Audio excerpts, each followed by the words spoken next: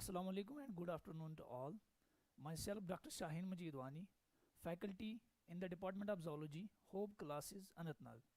Today we are going to discuss NEET Booster Series which was organized by Hope Classes, Anantnag. So let us start. Question number 1.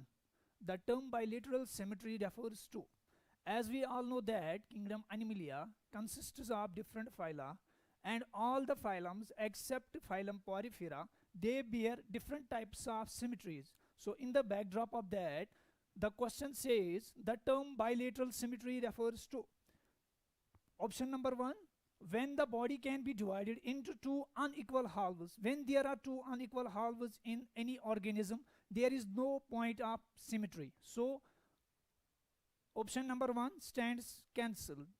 Option number 2, to any plane passing through center which does not divide the body into equal halves. Again, if the body is not divided into two equal halves, then there is no point of symmetry again. Then option number 3, when the body can be divided into two identical left and right halves in one plane, and this very option is right because we know that bilateral symmetry is a type of symmetry in which living organism can be divided into two equal right and left halves. For example, if we see an arthropoda, we can see that in this arthropodon body, you can see here that this arthropodon body has a body in which a plane can divide this body into two equal halves. Here you can see that a plane passing through the center of this axis divides the body into two, right half and the left half. So this type of symmetry is known as bilateral symmetry. Then any plane passing through the central axis of the body dividing the organism into two equal halves. This is a type of radial symmetry because in radial symmetry any dividing plane can pass through the center of the axis and divide the organism into two equal halves. So the correct answer is option C, in which body gets divided into right and left halves. Question number 2. The animal with bilateral symmetry in young stage and radial pentamerous symmetry in the adult stage belongs to phylum.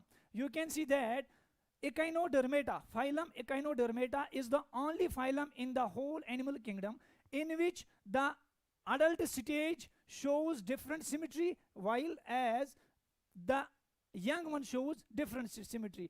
In young ones we can see there is bilateral symmetry, and in adult stage there is pentamerous type of symmetry. If you can see that, for example,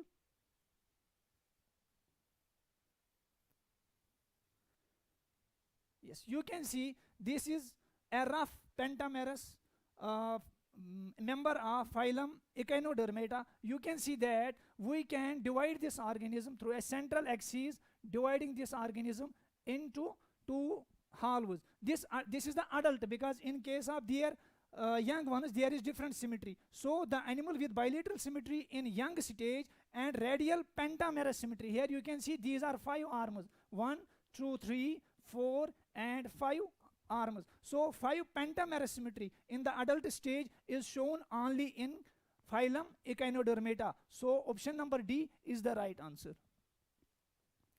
Then in phylum Porifera, opening through which water leaves the spongiocele is called. You can see that phylum Porifera contains the different individuals which are having a characteristic feature that their body is porous. You can see there that if this is any member of the phylum Porifera, you can see there are different pores which we call ostia, and these ostia act as the inlets for the water current, and when water enters these ostia, then same water leaves the poriferan body through a single opening which is known as osculum. So the right answer is osculum, because ostia, these are the incurrent pores in the body of these poriferan animals. And then ommatidia, these are the compound eyes which are present in phylum Arthropoda. And then conocytes are the collar cells which are present in the water canal system of these porifera. So the right answer is osculum. Then flame cells are present in, if we see that flame cells are excretory in function, the Platyhelminthes is a phylum in which flame cells are present, and these flame cells, they perform the process of excretion in these Platyhelminthes. And in case of Annelida, you can see in Annelidum there are nephridia. In case of Annelida, there are nephridia which act as the excretory organ, while as the flame cells are the excretory organs found in Platyhelminthes. So the option B is the correct answer. Phylum Chordata is divided into subphyla. We know that phylum Chordata is actually divided into Tunicata, Cephalochordata and Vertebrata. If we come to the option 1, Vertebrata is okay. Then Protochordata. Protochordata is actually the term used for Tunicata plus Cephalochordata and then Urochordata. That means Urochordata is single and Protochordata contains both. That means this is wrong answer. Then Urochordata is okay. Gnathochordata is related to those chordates which are having jaw. So this is not the right answer. Again, Urochordata and Tunichordata, because Urochordata and Tunichordata both form Protochordata. Then Tunichordata, it is okay. Cephalochordata again okay, and then Vertebrata is the third subphylum. So the right answer is D option, in which phylum Chordata is divided into Tunicata, Cephalochordata and Vertebrata, because we see that Tunicates are those phylum chordates in which the notochord is present only during the larval stage, while as in case of Cephalochordata it remains persistent, while as in Vertebrata the notochord is replaced with vertebral column. That is why we say that all vertebrates are chordates, while as all chordates are not vertebrates, because in vertebrates there is notochord present in some stage of life, while as in cephalochordates there is no vertebrate, there is only notochord. That is why we say all vertebrates are chordates, but all chordates are not vertebrates. So the right option is D part. Then which of the following options about the class Cyclostoma is incorrect? We know that Cyclostoma are the living organisms which have the characteristic features of having cranium and vertebral column are cartilaginous. This is right, because in case of class Cyclostoma there are cranium and vertebral column, both are these cartilaginous. Then elongate body bearing scales and paired fins. This one is wrong, because in case of these cyclostomas, body is elongated, that is okay, but bearing scales and paired fins, this is totally wrong. This is not the character of these cyclostomas, hence this stood wrong.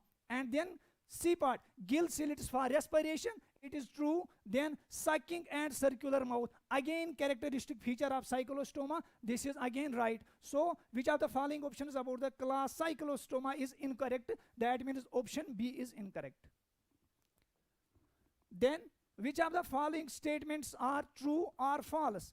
In a higher phyla, cellular level of organization is seen. In higher phyla, that means in higher phylums like phylum Chordata, there is not any cellular level of organization, because phylum Porifera is the only phylum in the whole animal kingdom in which there is cellular level of organization. So the option 1 stands cancelled. Phylum Platyhelminthes have cellular level of organization. Again, Platyhelminthes have organ level of organization. That means cellular level of organization is only seen in phylum Porifera. Again, this is wrong. Cellular level of organization is seen when the cells are not arranged as loose aggregates. Again, cancelled. And mollusca exhibit tissue level of organization. Choose tissue mollusca exhibit tissue level of organization. If we see in case of molluscans, there is organ level of organization. This is again cancelled. So all the statements are false. Then Sheldon and Schwann's cell theory could not explain. We all know that cell theory in 1838 was, and 1839 rather, was given by Sheldon and Schwann. Sheldon was a German botanist who in 1838 studied plant cells and said that all plant cells are formed of different cells and the cell products, while as Schwann in 1839 studied these cells and he concluded that these cells are covered by different cell envelopes, and collectively both of them proposed a theory which is known as cell theory. And this cell theory says that all living organisms are made up of different cells and the cell products. But the question is, Sheldon and Schwann theory could not explain. और इस theory का एक loop hole ये था कि जब इस theory को पूछा गया कि नई cells बनती कहाँ से हैं, and this theory was unable to answer that where from these new cells come. So cells form pre-existing cells, ये तो इनको पता ही नहीं था. ये actually दिया था किसने? Rudolf Virchow ने 1855 ने, जिसने कहा था new cells arise from pre-existing cells, which he called in Greek as omnis cellula is cellula, which means new cells exist from pre-existing cells. Second one, how new cells are formed. This was actually the question which was asked to this theory, and the theory was unable to answer this. So Sheldon and Schwann's theory could not explain what they were not able to explain. They were not able to explain how new cells are formed. Body of animals are composed of cells. ये तो उन्होंने कहा ही था, ये भी तो आएगा ही नहीं. None of the above. That means इसमें जो right answer है, that is how new cells were formed, because this theory was not able to explain how new cells arise.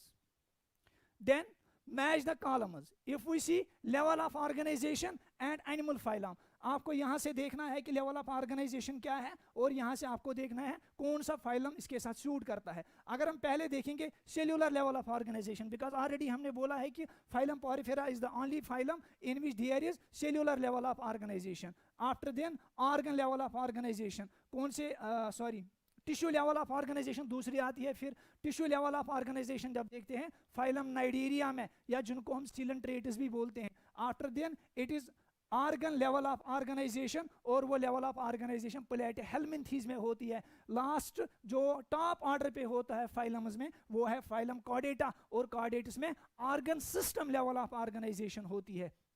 तो इसका मतलब हुआ एक यहाँ ऑप्शन ए जो है इसका आंसर 4 आ रहा है, और बी जो है उसका 2 आ रहा है, और सी जो है इसका 3 आ रहा है, और डी जो है इसका 1 आ रहा है. It means option 1 is correct. After then, question number 160, specialized cell और पार्ट एंड एनिमल फाइलम. आपने यहाँ पे बोलना था कि जो ये स्पेशलाइज्ड सेल्स होती है कौन से फाइलम में ये पाए जाते हैं. तो अगर हम देखेंगे choanocytes, we already discussed that choanocytes are also known as collar cells, जो फाइलम पॉरीफेरा के कनाल सिस्टम में अंदर पाए जाते हैं. तो कोनोसाइट्स जो है ये फाइलम पॉरीफेरा को आ जाएंगे. तो cnidoblast, these are again the characteristic stinging cells present in the phylum Coelenterata, या जिनको हम बोल शाबाश सिलेंट्रेटा में, तो नाइडोब्लास्ट जो है सिलेंट्रेटा में आ जाएगा. एंड फ्लेम सेल्स अगेन ये हैं excretory in nature and characteristic to which phylum? These belong to phylum Platyhelminthes. And then nephridia, these are excretory in function, and these nephridia are present in phylum Annelida. And then compilates are present in Ctenophora. Before discussing its answer, we know that these Ctenophora are having these compilates. If you see that compilates are actually 8 in number. 8 compilates are present in Ctenophora, and these 8 pilates bear different cilia. Just like this, you can see that these are having different cilia all over these compilates, and these are 8 in number. So these compilates are characteristic to phylum Ctenophora. Therefore option A is having 3. Option A is having 3. This one, B is having 4. B is having 4. C is having 1. C is 1. And D 5. D 5. And E2. E2. That means option D is the right answer. Okay. Which of the following represents the prokaryotic cell? We all know that prokaryotic cells are mostly present in kingdom Monera. If you see kingdom Monera, that is consisting of different bacteria, eubacteria and archibacteria. These prokaryotic cells are present in bacteria. If you see PPLO, PPLO means Pleuropneumonia like organisms. Pleuropneumonia like organisms. These are actually mycoplasmas, type of mycoplasmas, which are found in the pleural cavity of calf. These are mycoplasmas, and internal mycoplasma are actually bacteria. Cell wall, without cell wall, these are mycoplasmas. So PPLO are represented in prokaryotic cells. Mycoplasmas, again, smallest ever found cell in living world is mycoplasma, and then bacteria, again representative of prokaryotic cell, all of the above. So that means the right answer is all of the above. Option D is right. Okay, both eukaryotic and prokaryotic cells contain which thing is common among these four in both prokaryotic and eukaryotic. Before this, we should know that in case of prokaryotic cells, there are no membrane bound organelles. So come to the options. Mitochondria, membrane bound organelle, that means it will be present in eukaryotes and absent in prokaryotes. Ribosomes, again, ribosomes are present both in prokaryotes as well as in eukaryotes. In case of prokaryotes, the ribosomes are 70S. 70S ribosomes are present in prokaryotes, while as 80S ribosomes are present in eukaryotes. So then chloroplast, you should know that chloroplast, again, semi-conservative in nature, like that of mitochondria. It is present in eukaryotic cell, that in plant cell. And then endoplasmic reticulum present again in eukaryotic cell. So both eukaryotic and prokaryotic cells contain ribosomes. That means this is chloroplast is present in eukaryotes, endoplasmic reticulum in eukaryotes, mitochondria in eukaryotes, while as ribosomes is present both in prokaryotes as well as in eukaryotes. If you see these ribosomes, in case of prokaryotic cells, these are attached with the plasma membrane, while as in case of eukaryotes, these ribosomes may be free or may be attached to the endoplasmic reticulum and form the rough endoplasmic reticulum. So ribosomes are commonly present both in eukaryotic as well as prokaryotic cells. Then match the following. Column first contains phylum, and in second there is characteristic feature. Phylum Porifera, again, Porifera, in case of poriferans, I have told these are the living organisms having pores called ostia and a common opening through which the water comes out, which is known as osculum. And these ostia and osculum within the body of this living organism, they form different channel-like structures which we call water canals. So in case of Porifera, there is canal system. And in case of Annelida, we can see that phylum Annelida is having character of metameric segmentation, both internally as well as externally. You can see in Annelida there is metamerism, that is body segmentation. And then Arthropoda, phylum Arthropoda is having character of having jointed legs. 3 pairs are sechs legs with jointed legs, we can say that. Then Arthropoda having jointed appendages. Then Echinodermata, again in Echinodermata there is water vascular system. And muscular pharynx is the characteristic feature of Eschelminthes. So the right answer, option A is having 1, B is having 3, and C is having 5. That means this is the right option.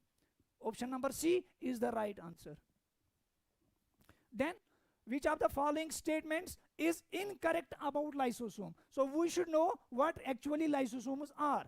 The hydrolytic enzymes of lysosomes are active under acidic pH. It is, yes, it is right. क्यों? Because जब हम देखते हैं lysosomes, the lysosome contain a pH that ranges between 4.5 to 5, almost similar to that of our internal environment of stomach. That means these hydrolytic enzymes within the lysosome are active only when there is acidic pH, which ranges 4.5 to 5. Then lysosomes are membrane bound structures. Then C, lysosomes are formed by the process of packaging in the endoplasmic reticulum. Obviously, these are formed through the packaging in the endoplasmic reticulum. Then lysosomes has numerous hydrolytic enzymes. Yes, this is again right, because in lysosomes there are different hydrolytic enzymes like nucleases, carbohydrases, and so on and so forth. That means there are different lytic enzymes present in the lysosome. The option number D, lysosomes are made up of bound structures. Lysosomes are not bound by any structure like ribosomes. Ribosomes and lysosomes, these are not covered by any unit membrane. So option number D stands cancelled.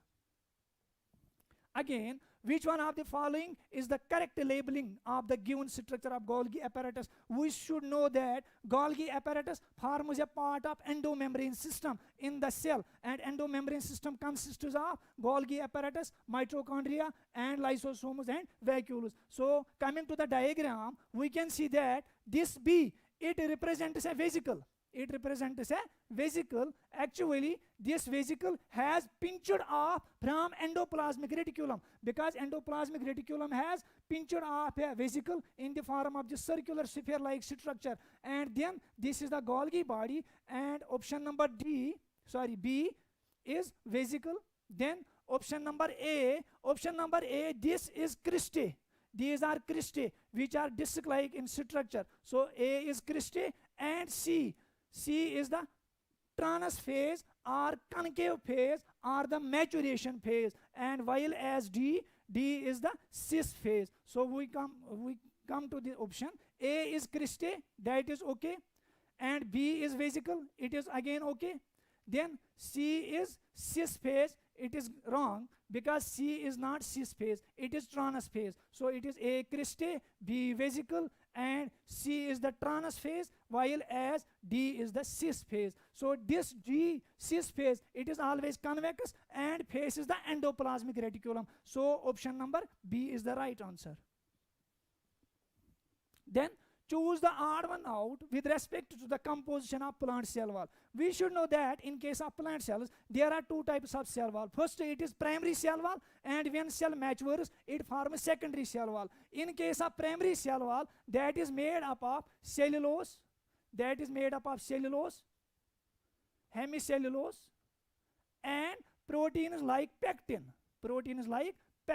When the cell matures, it forms secondary cell wall. Secondary cell wall is having cellulose, hemicellulose, and another protein which forms it stiff, which makes it dead, that is lignin, mostly lignin, So choose the odd one out with respect to the composition of plant cell wall. In case of plant cell walls, again cellulose is present, then pectin and protein again in secondary cell wall, that is again right. Then hemicellulose again in both cell walls.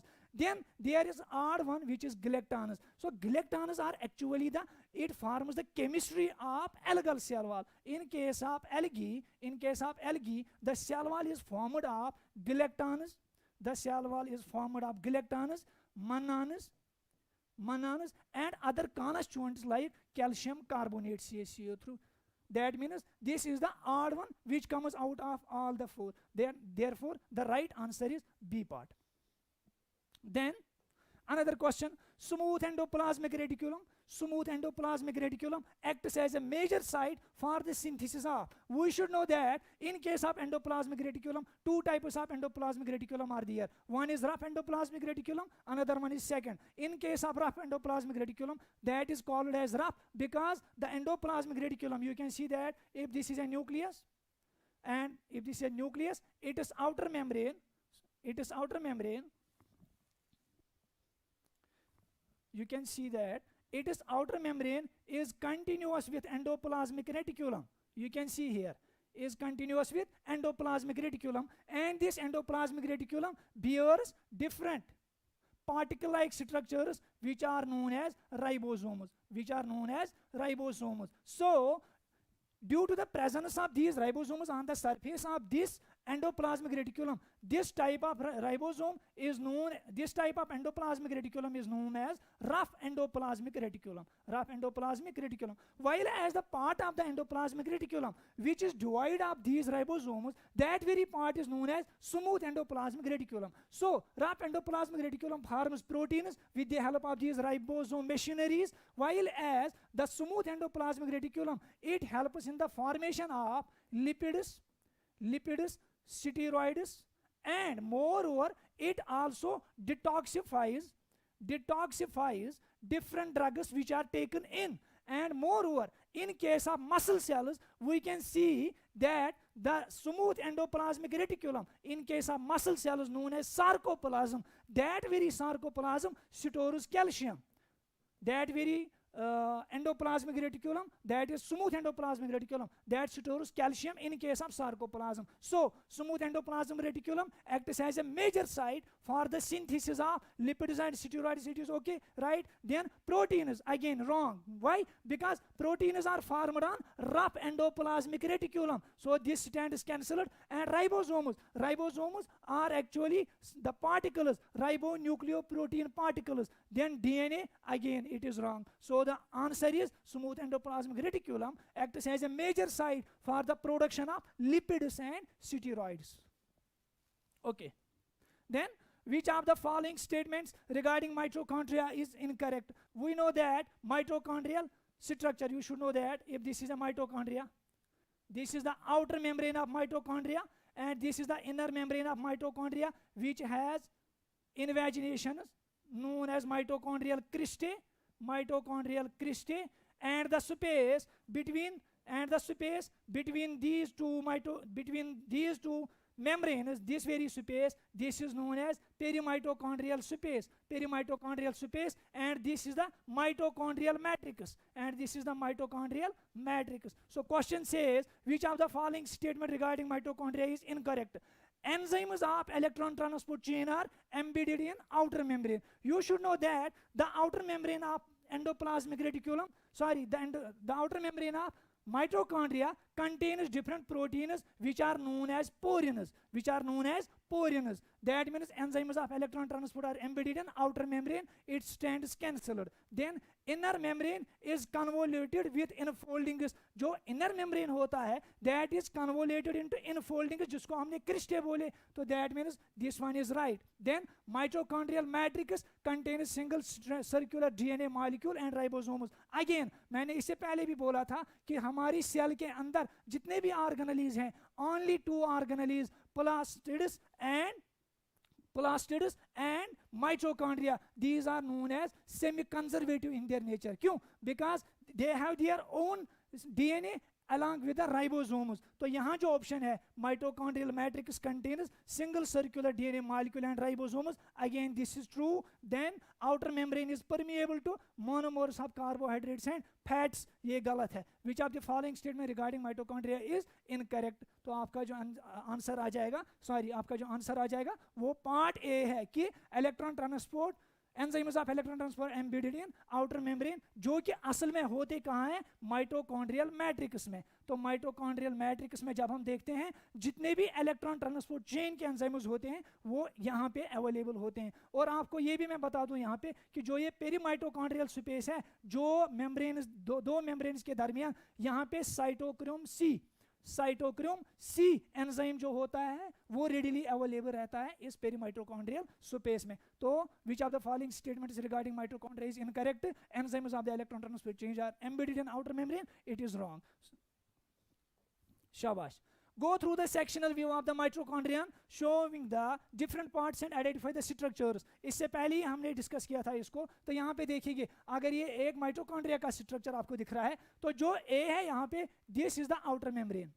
ए आपको दिख रहा है outer membrane, that means A is outer membrane. और जो B है that is inner membrane. B जो है ये इनर मेम्ब्रेन है, that is outer membrane and this is inner membrane. A is outer membrane, B is inner membrane. तो फिलहाल यहाँ तक ठीक है, ये दो ठीक है, A और B. शाबाश. ये भी तो फिर इस हिसाब से ठीक है अभी तक, ये भी फिर ठीक है अभी तक. शाबाश. And then C सी जो है वो माइटोकॉन्ड्रियल मैट्रिक्स है, जो हमने अभी बोला था, माइटोकॉन्ड्रियल मैट्रिक्स है। उसके बाद डी जो है, यहाँ आप डी, अगर यहाँ पे मैं आपको थोड़ा सा दिखाऊं, ये माइटोकॉन्ड्रियल क्रिस्टे जो इसने दिखाया है, डी यहाँ पे आप देख सकते हैं ऐसा वाला स्ट्रक्चर, ये एक्चुअली ये है। तो डी जो है ये है क्रिस्टे, शाबाश। डी जो है, सी जो है ये क्रिस्टे, सी क्रिस्टे है, एंड डी जो है, डी है माइटोकॉन्ड्रियल क्रिस्टे। कहाँ पे है डी, हाँ ये वाला क्रिस्टे डी है। एंड ई जो है, ई जो है इसका इनर मेम्ब्रेन स्पेस है, जो मैंने अभी बोला कि ये वाली स्पेस जो है दो मेम्ब्रेन के बीच में, तो दैट मीन्स इसका ये वाला ऑप्शन सही है, part C. After then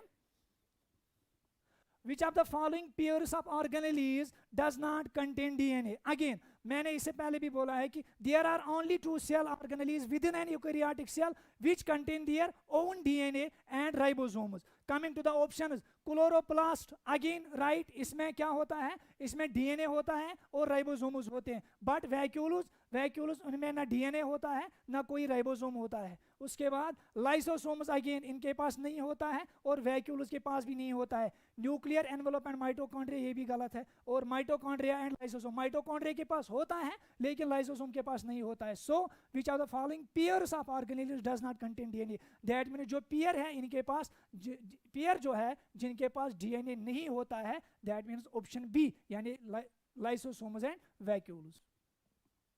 okay, choose the incorrect statement for ribosomes. Ribosomes के बारे में आपको इंफॉर्मेशन होनी चाहिए। क्या, जो राइबोसोम्स है आपको बताना है इनकरेक्ट स्टेटमेंट कौन सा है उनमें से।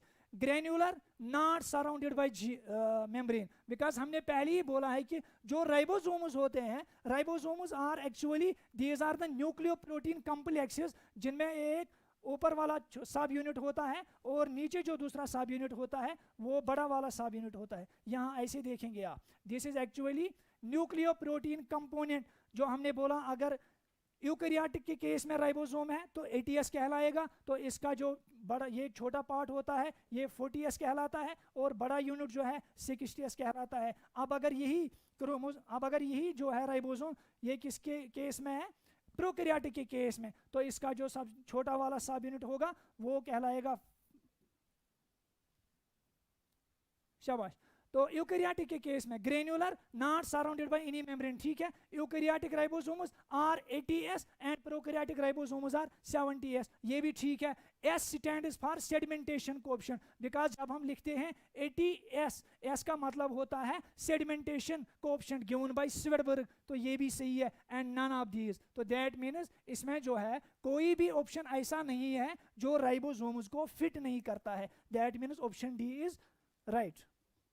ओके, राइबोसोम्स आर, राइबोसोम्स क्या होते हैं, these are non membrane bound, right, इनमें कोई मेम्ब्रेन होता ही नहीं है।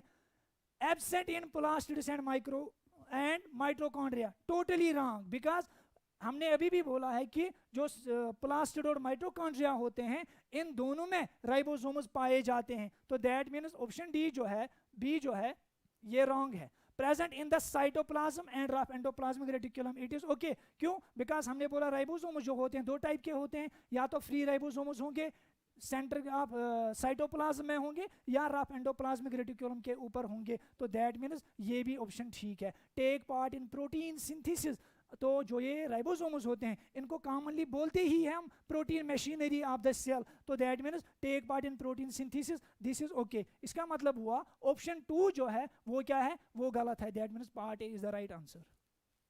Then match the column first with the column second, आपने यहां से देखना है सेल ऑर्गेनेली दी हुई है और आपको यहां से उसकी फंक्शंस बतानी है। अगर हम पहले ही लाइसोसोम को देखेंगे, lysosomes are commonly known as suicidal bags, क्यों, और इन लाइसोसोम्स के अंदर हाइड्रोलाइटिक एंजाइम्स होते हैं लाइक न्यूक्लियेसिस, प्रोटीएसिस, जो हमने अभी डिस्कस करे थे। तो लाइसोसोम्स जो होते हैं इनमें क्या होता है, हाइड्रोलाइटिक एंजाइम्स। अगेन उसके बाद राइबोसोम्स जो होते हैं, राइबोसोम्स को हमने अभी बोला कि these are the protein machineries of a cell, तो राइबोसोम्स जो है राइबोसोम्स जो है ये क्या करेंगे, ये प्रोटीन सिंथेसिस में हमें काम करते हैं। उसके बाद स्मूथ एंडोप्लाज्मिक रेटिकुलम, ऑलरेडी अभी डिस्कस किया कि जो स्मूथ एंडोप्लाज्मिक रेटिकुलम होता है इसका काम होता है स्टीरॉइड्स लाइक लिपिड्स की सिंथेसिस कर लेना, तो इसका फोर्थ पार्ट आ जाएगा। देन सेंट्रियोल्स, अगेन सेंट्रियोल जो है ये सेल का एक ऐसा ऑर्गेनेली होता है जो प्रेजेंट रहता है सेंट्रोजोम में,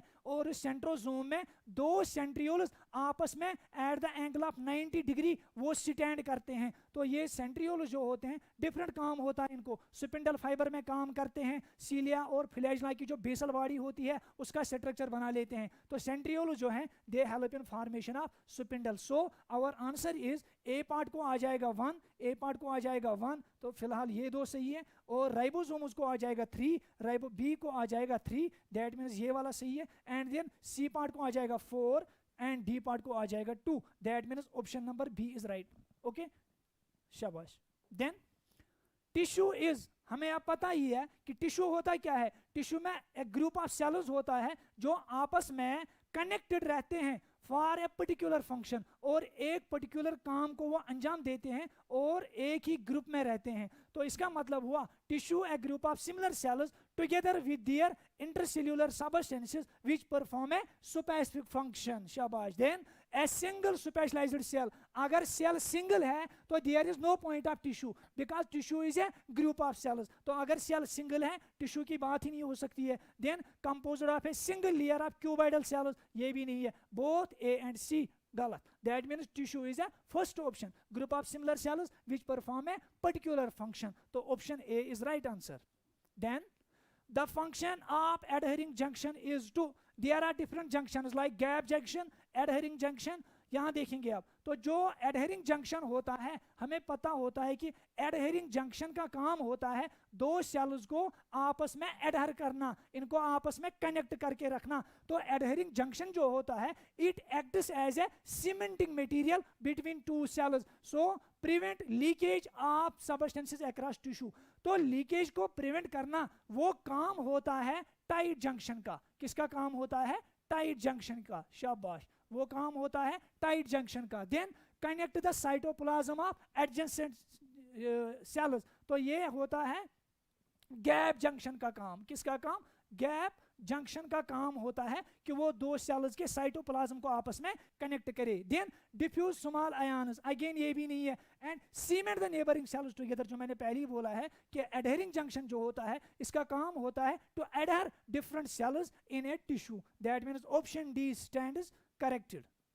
okay, adipose tissue is a type of, जो एडिपोज टिश्यू होता है ये टाइप होता है लूज कनेक्टिव टिश्यू का। अगर हम देखेंगे डेंस कनेक्टिव टिश्यू का ये टाइप है, तो डेंस कनेक्टिव टिश्यू एक ऐसा टिश्यू होता है जो टेंडन्स बनाता है या लिगामेंट्स बनाता है। उसके बाद specialised connective tissue, then loose connective tissue. तो एडिपोज टिश्यू जो है ये क्या है? ये एक्चुअली लूज कनेक्टिव टिश्यू होता है जो हमारे एपिथेलियल टिश्यू के बीनीथ रहता है। कौन सा? Loose connective tissue, adipose tissue. शाबाश। Then what is the function of neuroglial cells? If we see the nervous tissue in our body, nervous tissue में mainly दो types of cells होते हैं। एक तो होता है न्यूरॉन सेल्स, जो आपको पता ही है न्यूरॉन सेल जो होती है, तो इस तरीके की न्यूरॉन सेल होती है हमारी बॉडी के अंदर। यहाँ देखिएगा, तो ये साइटॉन कहलाता है, ये वाला पोर्शन साइटॉन, और ये डेंड्राइट होता है, ये इसका एक्सॉन होता है, और ये एक्सॉन टर्मिनल्स। जब हम इस सेल को देखते हैं, इस नर्व सेल के इर्द गिर्द और इसके सराउंडिंग में डिफरेंट सेल्स रहती है, उन सेल्स को हम बोलते हैं न्यूरोग्लियल सेल्स। और इन न्यूरोग्लियल सेल्स का क्या काम होता है कि ये इस न्यूरॉन को बचाते हैं, इसको प्रोटेक्ट करते रहते हैं। तो that means formation of neuron totally गलत। क्यों? बिकॉज आपको याद रहना चाहिए कि जो नर्व सेल्स होती हैं इनके पास रिजनरेशन पावर बिल्कुल भी नहीं होता है। दैट इज वाई हम कहते हैं कि हमारी बॉडी के अंदर जो कुछ सेल्स ऐसी होती हैं जो डिवाइड ही नहीं करती है, जिनकी फॉर्मेशन ही नहीं होती है, जैसे हार्ट सेल्स होती है, और उनमें से न्यूरॉन भी एक सेल है जिसके पास पावर ऑफ डिवीजन नहीं होता है। That means formation of neuron हो ही नहीं सकता है। देन डिस्ट्रक्शन ऑफ न्यूरॉन, ये भी तो नहीं हो सकता है। देन प्रोटेक्शन ऑफ न्यूरॉन, जो हमने अभी बोला क्या कि इन न्यूरोग्लियल सेल्स का क्या काम होता है, protection of the nerve cell. Then transmission of impulse along the neuron, ये तो कॉमन सी बात है कि ये काम जो है ये न्यूरॉन का है, because neurons are the excitable cells which help in the nerve transmission, तो इसलिए ये भी ऑप्शन गलत है। तो दैट मीन्स इसका जो काम है न्यूरोग्लियल सेल्स का वो क्या है, प्रोटेक्शन ऑफ नर्व सेल्स।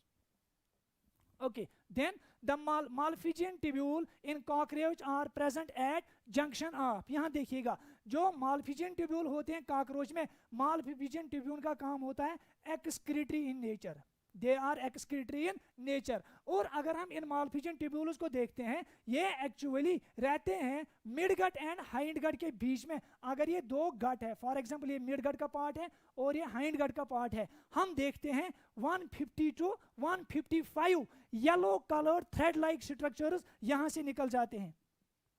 यहां देखिएगा तो येलो कलर स्ट्रक्चर्स यहां से आपको देखेंगे ऐसे, तो ये जो स्ट्रक्चर्स होते हैं बोथ साइड इस जंक्शन के ऊपर, तो these structures are known as Malpighian tubules. तो मालफिजियन ट्यूब्यूल जो है इसका क्या काम होता है कॉकरोच में कि they are excretory in nature, that means cockroaches में जो एक्सक्रीशन होती है वो विद द हेल्प ऑफ किससे होती है, these Malpighian tubules, and these Malpighian tubules are present in the junction between mid gut and hind gut.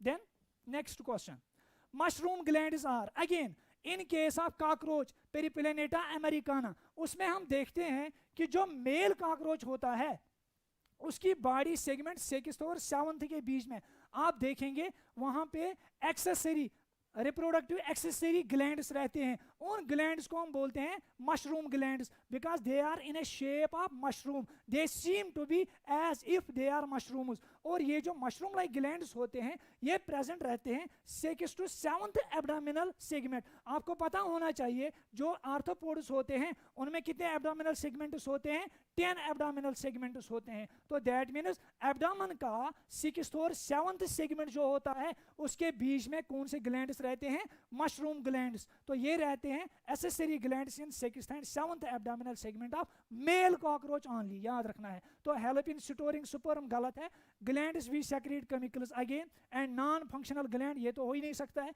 Because these are functional glands, और कहाँ रहते हैं accessory glands in the 6th and 7th abdominal segment of Periplaneta americana. Then a complete set of mouth parts of cockroach consists of, अगर आप mouth part of cockroach पे जाएंगे तो हम देखते हैं 4 पार्ट्स होते हैं माउथ पार्ट ऑफ कॉकरोच में। हम देखेंगे एक होता है लैब्रम, लैब्रम को हम बोलते हैं अपर लिप, उसको बोलते हैं अपर लिप। फिर होता है लैबियम, और लैबियम जो होता है उसको हम बोलते हैं lower lip.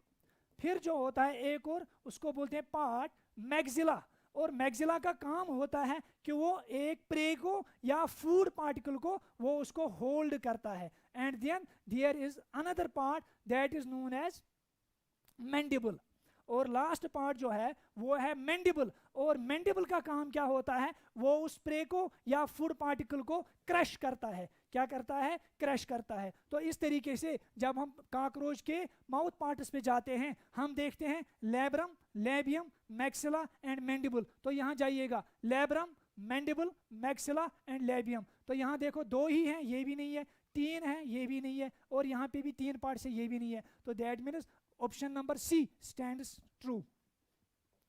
After then question 181, column first and column second, connective tissue आपको दिया हुआ है और आपने इसकी लोकेशन के साथ इसको क्या करना है, कनेक्ट करना है, शाबाश। और इसमें जब हम देखेंगे स्मूथ मसल जो होती है, स्मूथ मसल जो होती है ये पाई जाती है कहाँ पे, गाल ब्लेडर पे। आपने अपनी एनसीईआरटी बुक पे भी देखा होगा कि वहाँ जो लिखा है स्मूथ मसल जो होती है ये कहाँ पे पाई जाती है, गाल ब्लेडर में। उसके बाद जो कार्डियक मसल होती है वो ओबियस बात है मायोकार्डियम, तो कार्डियम से ही पता चलता है, cardium is related to heart and myo means muscle or cell. तो स्मूथ मसल जो है ये कहाँ पे पाया जाता है, कार्डियक मसल जो है ये मायोकार्डियम में पाया जाता है। After then skeletal muscle, skeletal muscle जो होते हैं ये बाइसेप्स में पाए जाते हैं। देन बोन्स, ऑब्वियस बात, ओशियस टिश्यू, बिकॉज ओशियस टिश्यू ऐसा टिश्यू होता है जहां से बोन्स, जो बोन्स के रिलेटेड होता है। इसका मतलब हुआ पार्ट ए जो है इसको आएगा 2,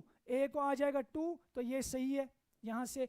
एंड कार्डियक मसल बी को आ जाएगा 4, बी को आ जाएगा 4, सी को आ जाएगा 1, सी को 1, एंड देन डी को आ जाएगा 3, डी को आ जाएगा 3। It means option number 1 is correct answer.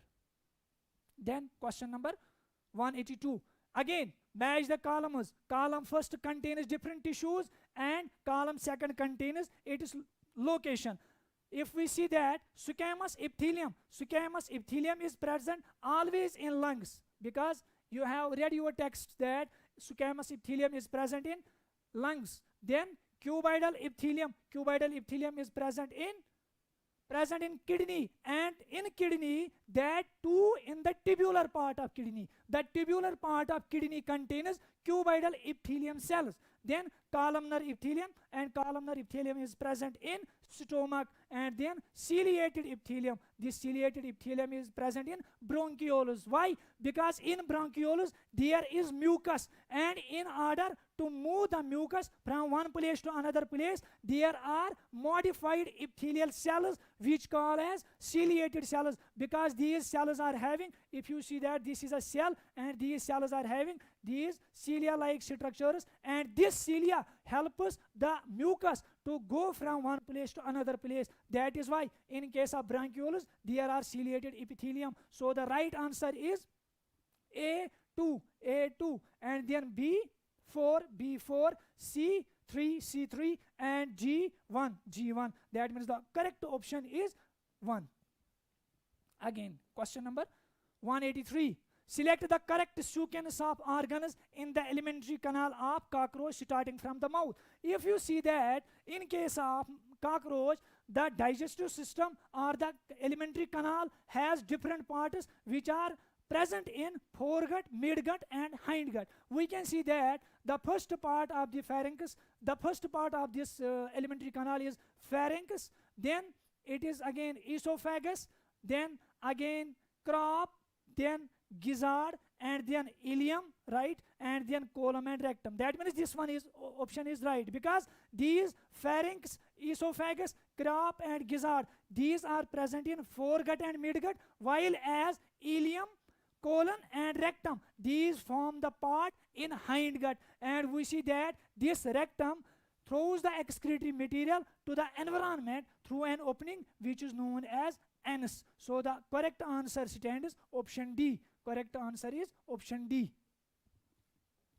Then observe the following diagram of cockroach and identify A, B, C, D, and E. You know that this is the leg of a cockroach, Periplaneta americana, and it consists of 5 parts. You can see that if we see A, this very part, this part is known as trochanter.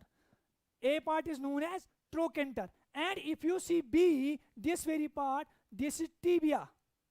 This is tibia. And the C, this very portion, this is known as tarsus. And if you see, there are different segment-like structures. These are known as metatarsus. Metatarsus and tarsus, they are actually the single bone. That is why they are collectively known as tarsus. And then it is D, which is known as coxa, This very bone is known as coxa. Coxa is the bone which connects this cockroach leg with the body of the cockroach. And then last is the E, which is known as femur. So the correct answer is trochanter, followed by tibia, B, C tarsus, D coxa, and E is the femur. So the right answer is option C. Then find the incorrect match between column first and second. You have to connect this column first with the column second, but find the incorrect match. But you have to find which match is incorrectly matched. For example, minimum regeneration in nervous tissue. It is totally right, because I have already told that nervous tissue is not having any kind of, or we can say minimum regeneration power. Then keratinized epithelial cells. you should know that keratinized epithelial cells are present on the upper epidermis of our body. So keratinized epithelial cells in pharynx, vagina and urethra. That means this is wrong. Then glial and lesna are part of maxilla, which we already stated that these are the mouth parts of Periplaneta americana. It is right. Then plasma cells, they produce antibodies. Of course, this is again right. So the incorrect match is option number B. Then section B. Diploblastic animals belong to the phylum. Diploblastic animals belong to the phylum. If you see phylum Porifera, Protista, this is Protista, and Protista does not come under kingdom Animalia. Then cancelled. Protozoa, again they don't fall under kingdom Animalia. Then Ctenophora and Platyhelminthes. In case of Ctenophora, we can see that they are diploblastic in nature, while as Platyhelminthes, they are triploblastic. So right answer is Ctenophora. Excretory organ in echinodermis is. So we know that in different phylums of the kingdom Animalia, there are different structures or characterized cells which act as excretory in nature. In case of what we see that Annelida, in Annelida, we see that the excretory function, they are shown by nephridia. Excretory organ in echinodermis is, ये कहाँ पे है, ये Annelida में है. Then green glands.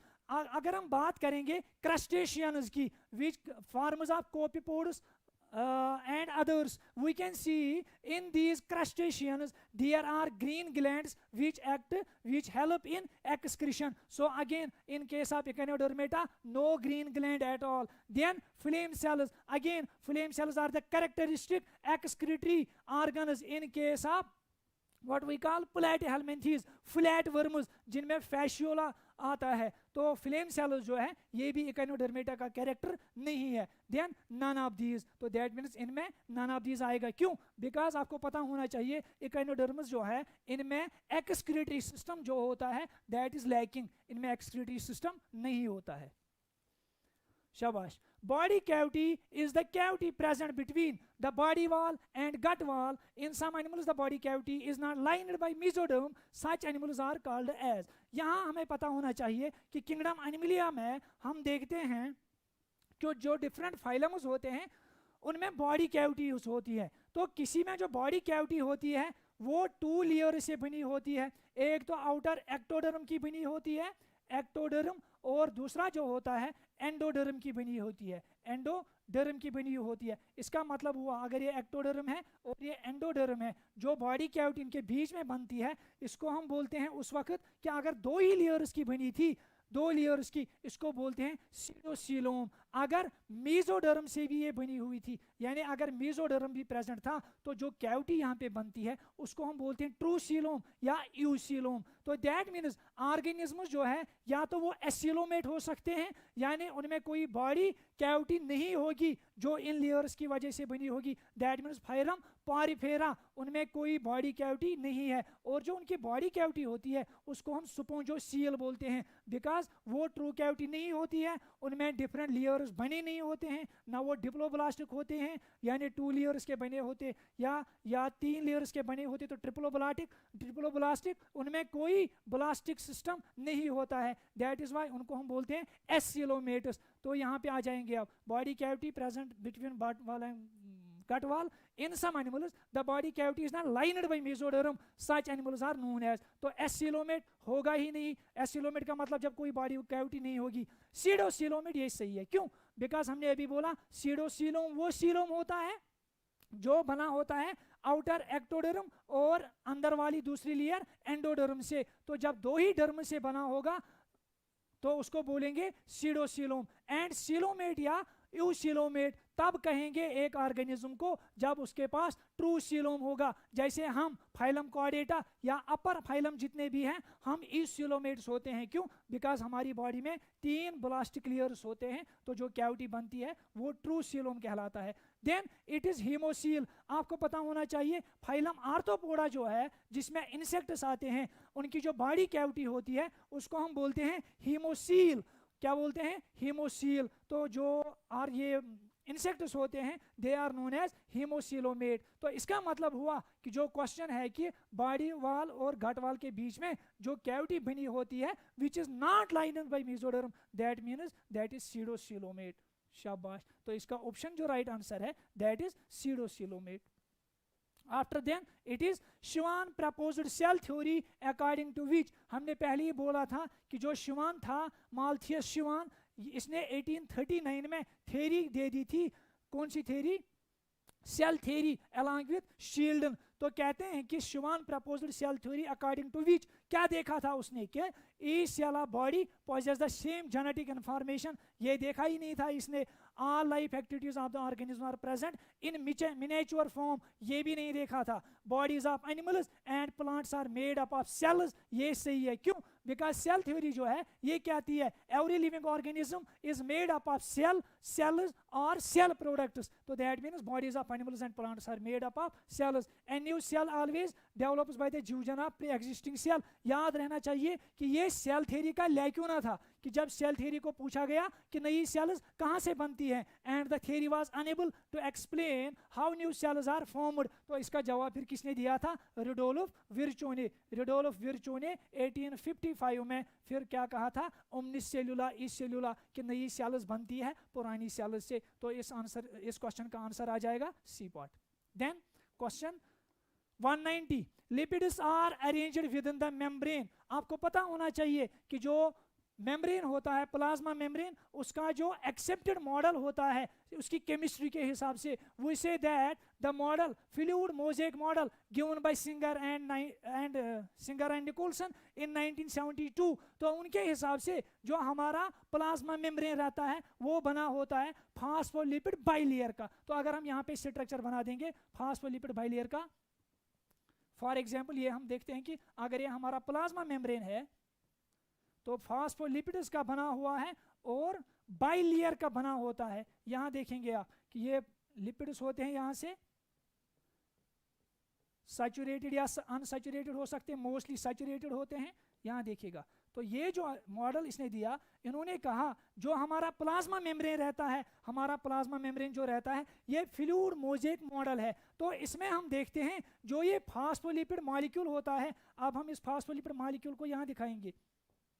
तो phospholipid molecule जो है ये वाला सारा मॉलिक्यूल ये फास्फोलिपिड मॉलिक्यूल कहलाता है। तो एक फास्फोलिपिड मॉलिक्यूल को जब हम यहाँ पे बनाते हैं तो हम देखते हैं जो इसका हेड पोर्शन होता है इट इज ऑलवेज हाइड्रोफिलिक। क्या होता है? हाइड्रोफिलिक होता है। ये जो हेड पोर्शन है ये हाइड्रोफिलिक होता है। क्या होता है? हाइड्रोफिलिक। और जो टेल पोर्शन इसके दो रहते हैं, ये चेन ऑफ लिपिड्स, ये होते हैं hydrophobic. Hydrophobic that means head is water loving and the tail portion is hydrophobic in nature, that is they hate the water. तो होता क्या है, अब अगर हम यहाँ देखेंगे एक सेल को, ये एक सेल है, आपको पता है सेल का जो साइटोप्लाज्म है वो सेल सैप होता है, उसमें वाटरी कंटेंट रहता है अंदर। तो अब अगर हमारे इस फास्फोलिपिड बाइलेयर में टेल जो है ये इसकी तरफ मुड़ जाएगा तो क्या ये फंक्शन करेगा हमारा सेल मेम्ब्रेन? नहीं। दैट मीन्स ये स्टेबल नहीं रहेगा। दैट इज वाई हमारा जो फास्फोलिपिड बाइलेयर है इसमें जो हेड पोर्शन रहता है ये फेस करता है साइटोसॉल को और इसके बाहर वाले पोर्शन को, और जो लिपिड पोर्शन होता है इसका बाइलिपिड पोर्शन वो इस प्लाज्मा मेम्ब्रेन के बीच में रहता है, यानी हेड पोर्शन के बीच में रहता है। दैट इज वाई ये जो हमारा फास्फोलिपिड मॉलिक्यूल जो होता है ये एम्फोटेरिक इन नेचर होता है, यानी both hydrophilic part is having as well as hydrophobic part. तो इसका मतलब हुआ प्लाज्मा मेम्ब्रेन में हमारा जो ये हेड पोर्शन रहता है वो आउटसाइड रहता है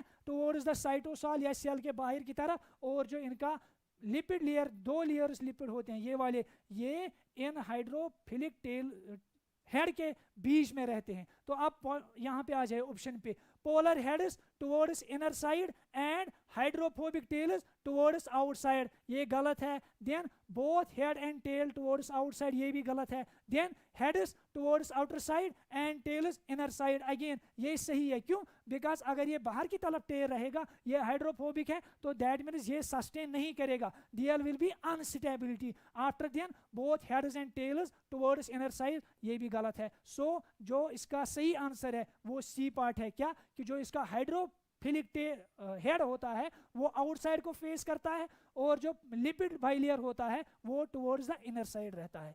question number 191, next one.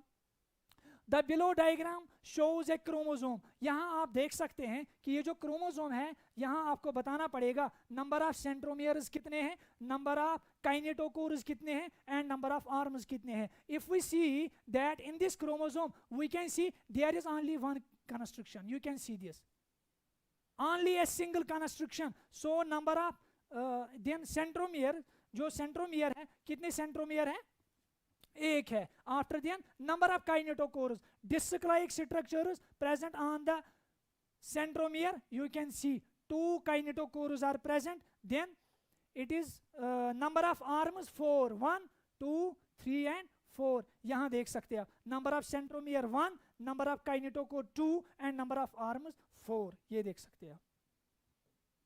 Question number 192, which of the following statements is incorrect. यहां से आपको बताना पड़ेगा कि इनमें से कौन सा स्टेटमेंट जो है वो इनकरेक्ट है। Both the centrioles in a centrosome lie perpendicular to each other, this one is correct. क्यों? बिकॉज आपको पता होना चाहिए, हमने कहा एक यूकैरियोटिक सेल में जब हम देखते हैं अगर ये इसका न्यूक्लियस है तो न्यूक्लियस के अंदर आपको पता होना चाहिए कि हमारा डीएनए मटेरियल रहता है, जेनेटिक मटेरियल।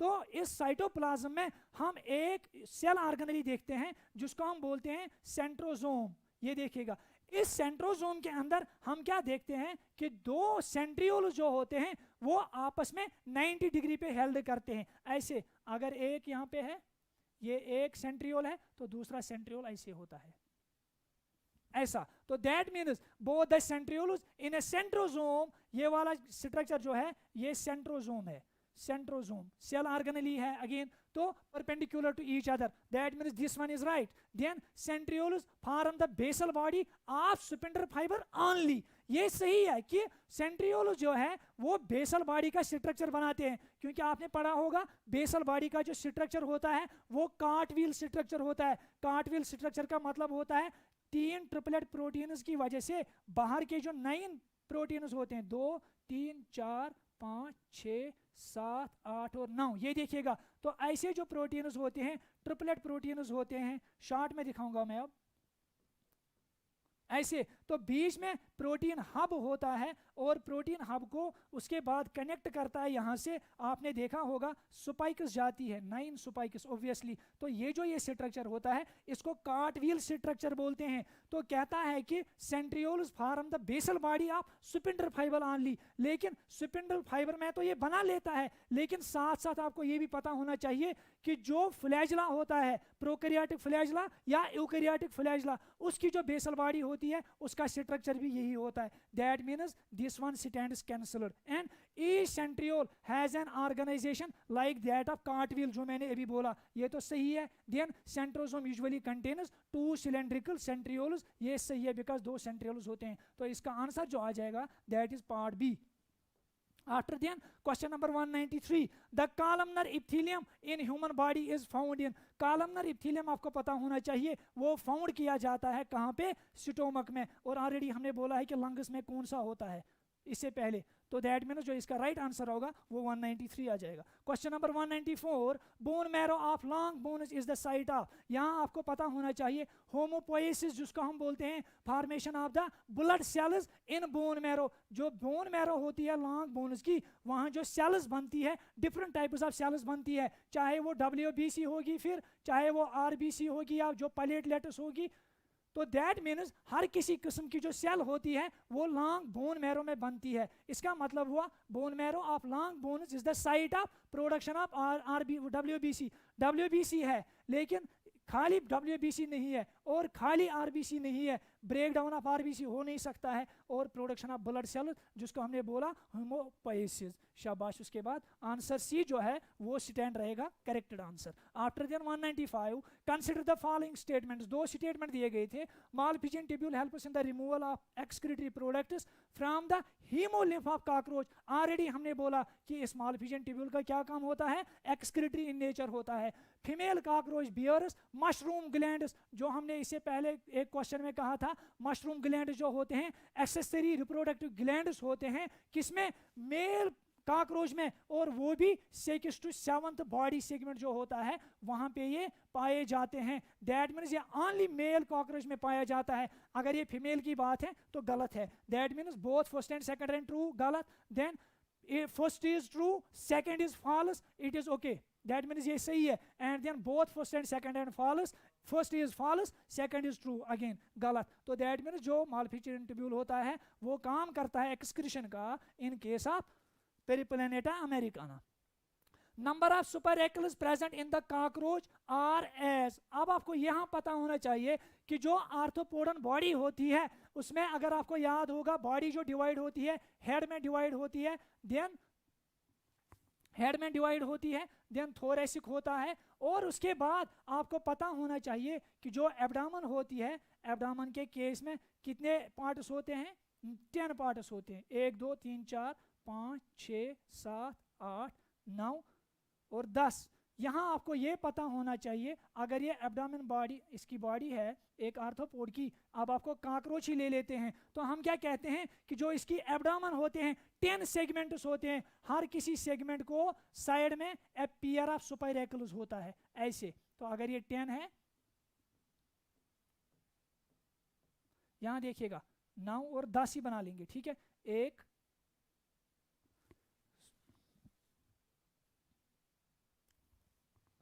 खैर ये तो हमने थोड़ा सा ज्यादा बनाया है, लेकिन यहाँ तो 10 ही सेगमेंट्स होते हैं ऐसे। ये देखिएगा 10 सेगमेंट जो है, एब्डोमिनल सेगमेंट जितने एक इंसेक्ट में होंगे हर किसी एब्डोमिनल सेगमेंट में एक पेयर ऑफ सुपरएक्युलस होगा। तो क्वेश्चन है the number of spiracles present in cockroach are. तो अगर 10 एब्डोमिनल सेगमेंट्स हैं तो 10 पेयर्स होंगे, तो इसका मतलब हुआ आंसर जो है 10 पेयर, ये सही है और rest of the options are wrong. Then question number 197, the function of adhering junctions is। तो हमने पहले भी बोला prevalent of leakage of substances जो होता है, substances को लीक होने से बचाना टाइट जंक्शन का काम होता है। किसका? टाइट जंक्शन का। और कनेक्ट द साइटोप्लाज्म जो है ये भी इसका काम नहीं है। देन डिफ्यूज स्मॉल आयन्स भी नहीं है। तो एडहेरिंग जंक्शन जो होता है इसका काम होता है सेल्स को आपस में एडहर करना। So that means it acts as a cementing material between two neighbouring sales.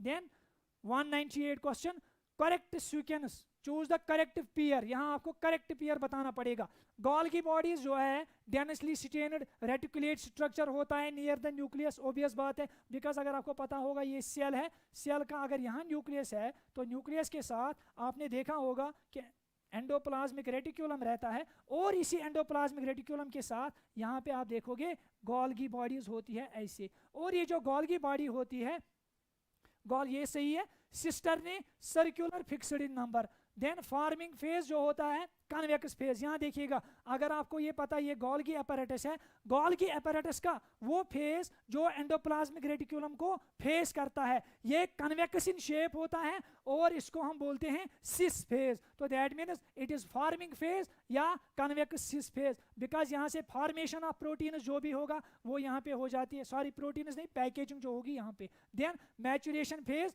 जो इसका एंड वाला फेज होता है जहाँ से कार्गो जो होता है यानी जो प्रोटीन यहाँ बने हुए अंदर चले जाते हैं वो पिंच ऑफ हो जाते हैं, वो कनकेव शेप्ड होता है और इसको मैचुरेशन फेज बोलते हैं। दैट मीन्स इसका जो ऑप्शन है सिस्टर ने सर्कुलर फिक्स्ड इन नंबर, ये सर्कुलर नहीं बल्कि डिस्क शेप्ड होते हैं। दैट मीन्स ऑप्शन बी जो है it stands cancel.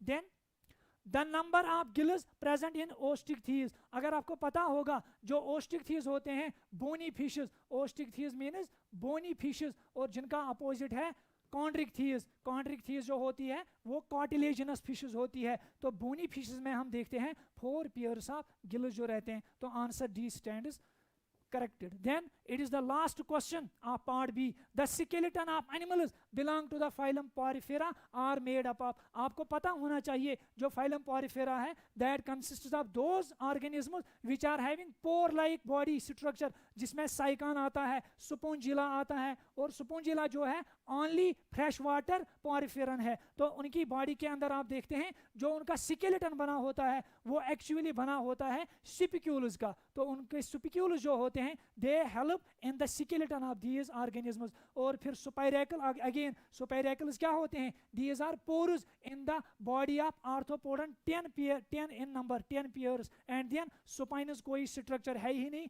And then spongocyte, again these are the cells present in sponges. तो skeleton of animals belonging to phylum Porifera, they have spicules as their skeleton. Thanks.